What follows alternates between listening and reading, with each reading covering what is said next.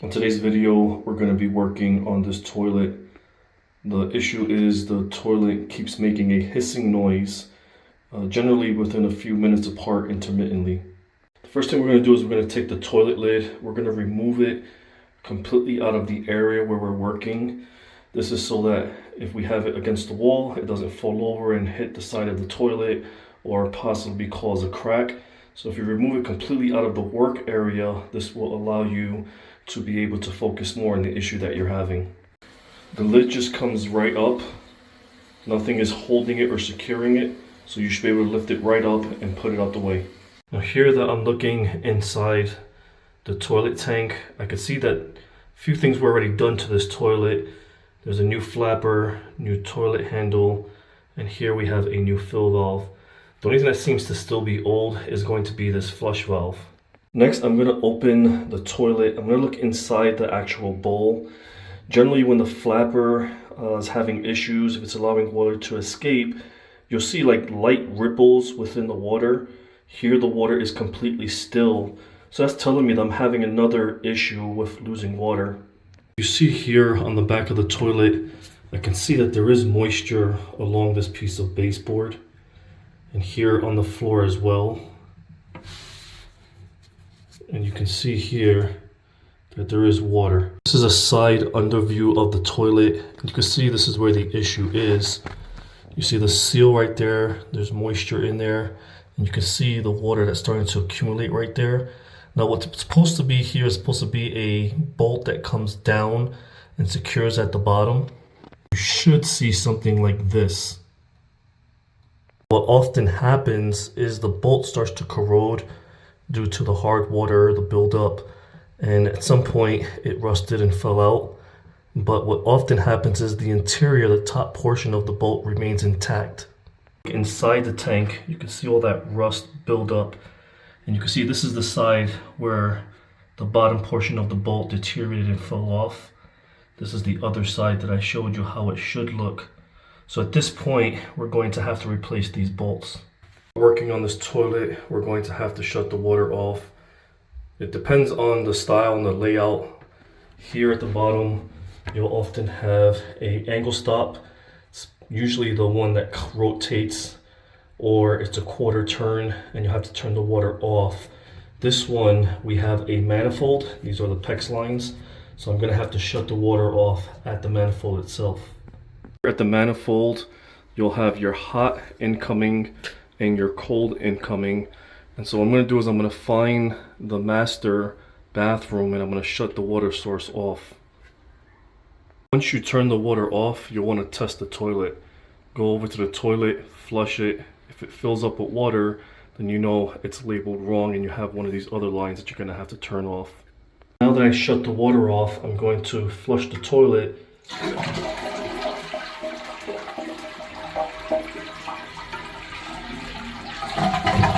I'm going to hold the flapper open. I want to get as much water out as I can from the tank. Now that we have the water shut off, we can start on our repairs. To start on your repairs, we do have a few recommendations. You can have a wet dry vac available to suck out all of this water. A lot of people don't have that available. I have a medium to large towel that I'm going to be using. And what I'll do is I'll put that right behind the toilet to soak up any water. I have my towel laid down. I'll disconnect the supply line to the toilet. Next, I'm going to remove this nut that secures to the bolt.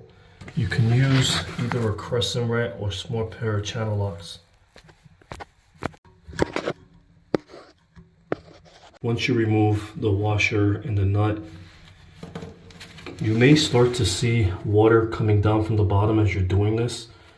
Remember, the only thing that's holding the water inside, that little residue that's at the bottom of the tank, is that nut. So if you're moving it, water may come down. This is the reason for having your towel or your wet dry vac available. If we are working on a different component, let's say inside the toilet, we're replacing the flush valve, which is the middle insert right here. We would remove both bolts, but we already know this one's already broken, so we're just going to remove the the bolt out. Be very careful when you're taking it out. It is kind of heavy, so you want to be very careful when you're removing this. Here I have everything set up. I have the tools I'm going to be using, the components I'm going to be replacing. Put a piece of cardboard here. Just want to protect any surface area that you're working in. And here I already have the toilet disconnected. Right now I'm just using my towel to clean up any excess water on the inside. The bottom view of the toilet, you can see this is the gasket. We're going to replace that. You can see here that the bolt is broken or rusted over on the inside. So it's partially still intact from the inside. And this is the under of the other bolt that we have. And you can see that one was starting to rust over as well. So here I'm just going to tap this lightly.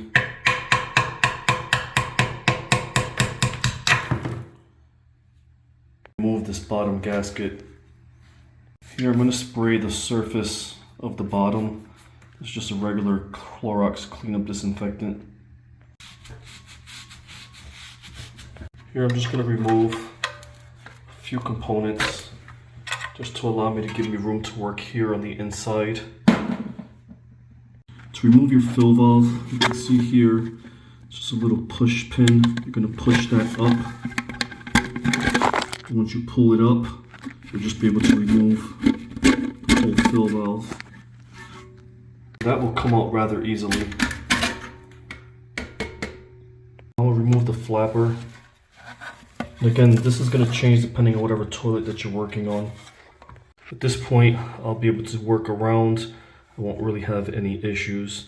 What I'm going to do right now is I'm going to have to clean up this top bolt that's rusted over.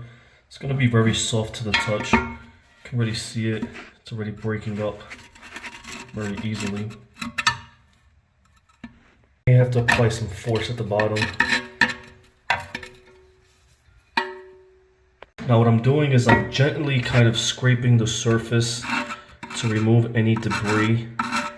And the reason we're doing this is because we're going to put a new rubber washer when we install the new bolt, and you want it to be on a nice flat clean surface. If you have any debris under it and you just put it as it is, it's not going to sit flush and water is going to start leaking through the top portion of the old bolt.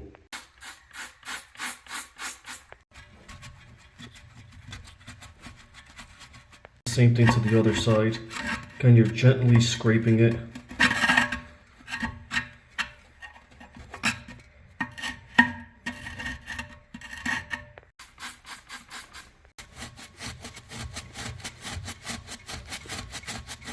To remove any deposits that are left at the bottom. What I like to do is I like to take my hand, gently run it across the area. It's nice and smooth. This is just discoloration from the bolt rusting over. I've inspected both sides. It is nice and smooth. So we can start the process of putting the new bolt. For installing your new bolts, you're going to be going from the inside of the tank. You're going to have a metal washer as well as your rubber washer. You're just going to make sure that you slowly work it all the way to the top. And you'll do this to both bolts. Here I laid the tank on its side and I have my hand inside the tank and I'm going to work my bolt through. Give you an inside view.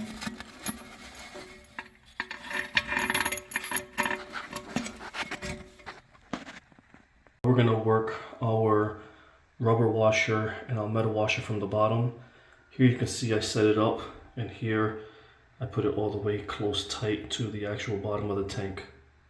Now here you can see I hand tightened this one on the left side. This one here, you're going to have to put one hand inside of the tank, and with the other one you're going to have to just slowly secure the bottom. Again, we're only hand tightening it right now. The reason I'm hand tightening it is I want to make sure as I'm slowly securing it from the inside that everything is centered. You don't want to rush it and have too much of the washer spilling out on one side. You just want to make sure that everything is nice and centered. At the bottom, I've connected my vice grips to the nut at the bottom, and I'm going to use my screwdriver and I'm going to slowly torque it from the inside. Here's my inside view, and again, you're not going to over torque it. You're just going to do it nice and snug. If you don't have vice grips, you can use your crescent wrench and a long screwdriver. You want to make sure the screwdriver is able to reach all the way to the bottom so you can hold it. If you don't have vice grips or a crescent wrench, you can use a medium to small channel lock. You just want to be very careful. You don't want to bite the threading. You just want to hold it here while you're torquing it from the inside.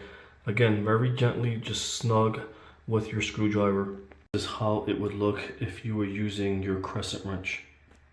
Once you finish checking to ensure that your connections are snug, slightly tight, you don't want to over tighten it, then you can go ahead and reassemble all the inner components.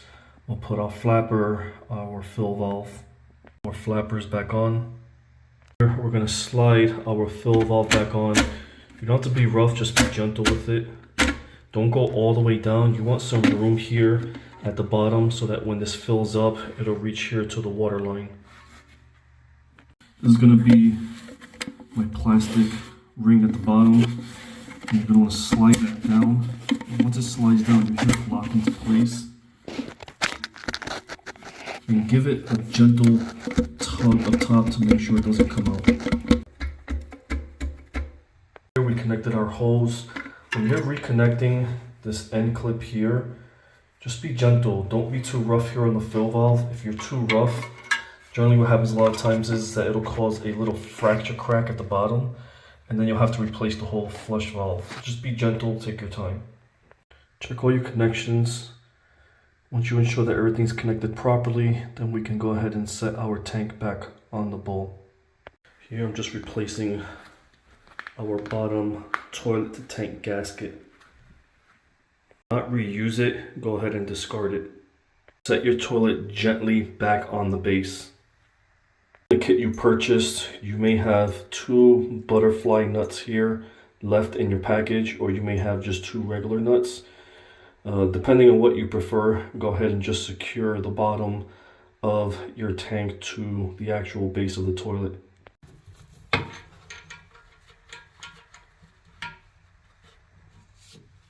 Again, I'm only hand tightening it on both sides. I'm not going to actually torque it down.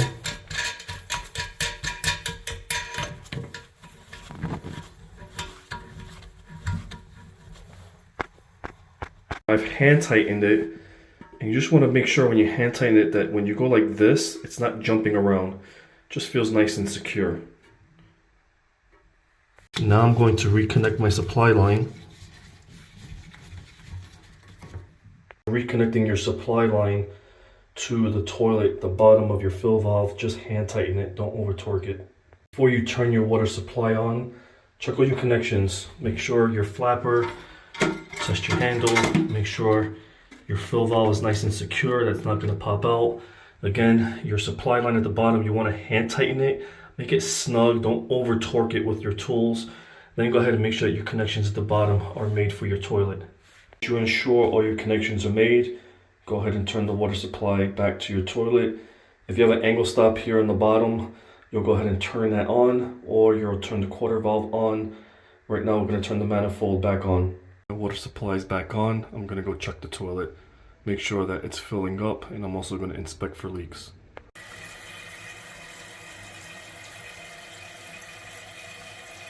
Your toilet fills up, before you actually flush your toilet, again, you want to have a towel or a wet dry vac available in case you do come across any leaks. I'm going to flush my toilet, and as I'm flushing it, I'm going to look at the bottom to inspect my bolts, make sure there's no leakage.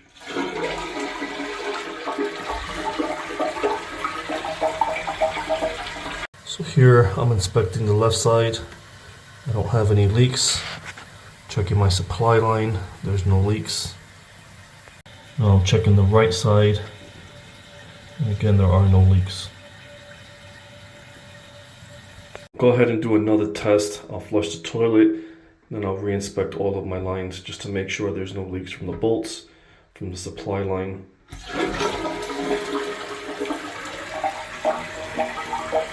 Here you also want to inspect the floor. See, I have water stains, but I don't have any issues with water now leaking at the bottom or the base. If you do run into an issue where you have moisture on your baseboards, I do recommend getting a blower in here. Depending on how long the leak is, you want to make sure there's no moisture behind the wall. We'll go ahead as well as replace the baseboard. If this video was a help, if it was informational, please subscribe and or leave any comments below.